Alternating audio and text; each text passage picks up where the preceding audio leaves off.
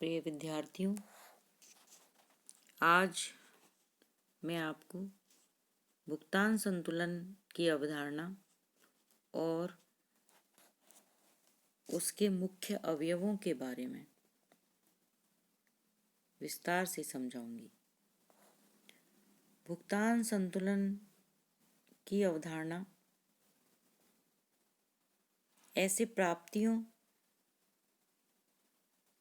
एवं भुगतानों के लेखों का विवरण है जो उस राष्ट्र को शेष विश्व से मौद्रिक भुगतान प्राप्त तथा शेष विश्व को मौद्रिक भुगतान करता है।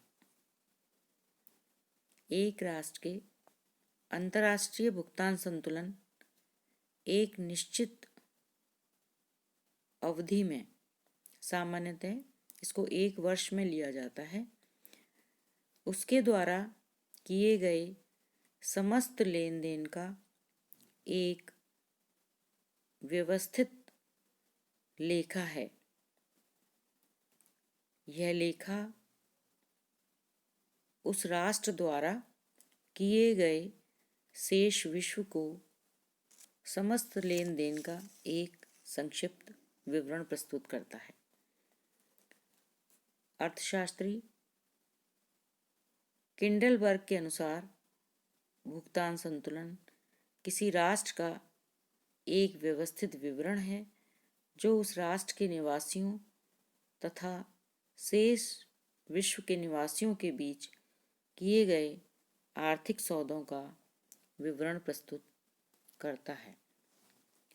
भुगतान संतुलन के मुख्य तत्व इस प्रकार हैं। पहला, दृश्य मदें, इनको इंग्लिश में विजिबल आइटम्स कहते हैं।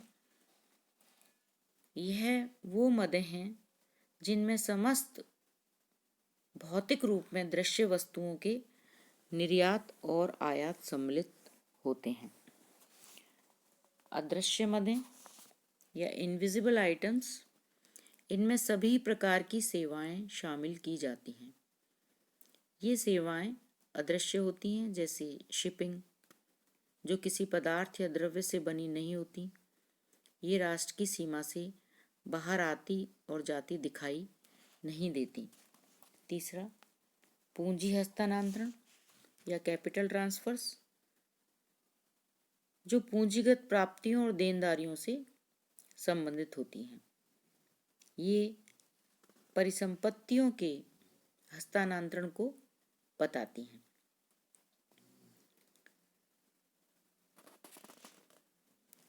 नेक्स्ट, अब हम चालू खातों के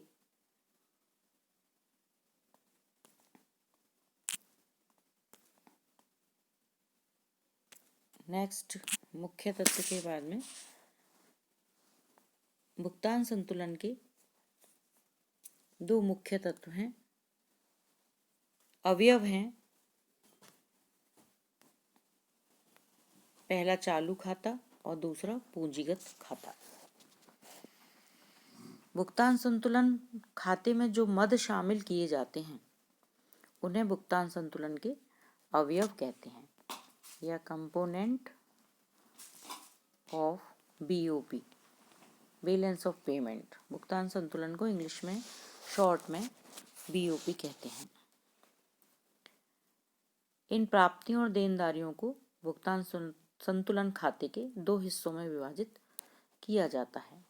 पहला चालू खाता और दूसरा पूंजीगत खाता।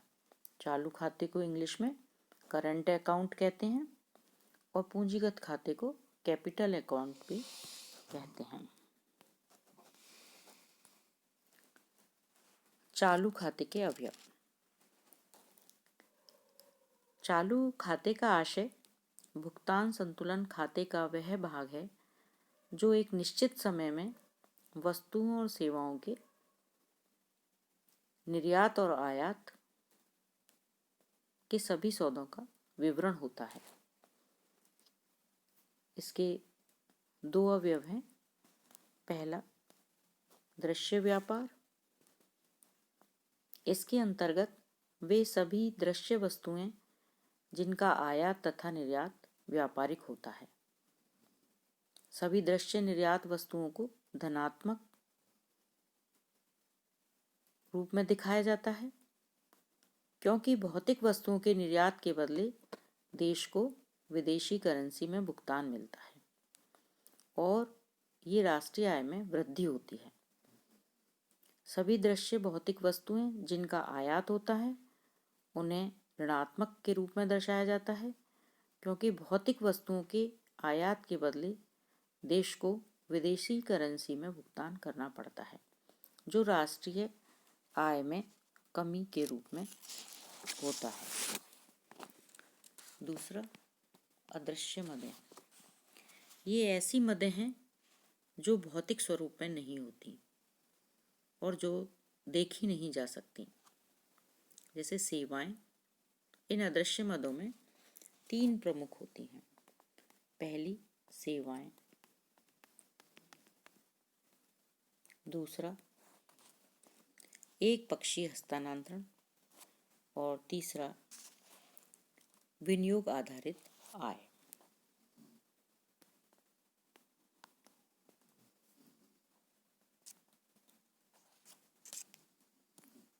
पूंजी खाते के अवयव। दूसरा हमारा कंपोनेंट है पूंजी खाता। पूंजी खाता एक राष्ट्र के निवासियों तथा शेष विश्व के निवासियों के उन सभी सौदों का विवरण प्रस्तुत करता है जिनसे उस राष्ट्र के निवासियों तथा सरकार की परिसंपत्तियों तथा देनदारियों में वृद्धि या कमी आती है। पूंजी खाते के अवयव में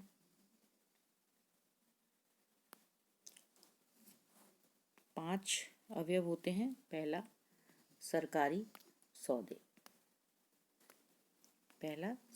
सौदे।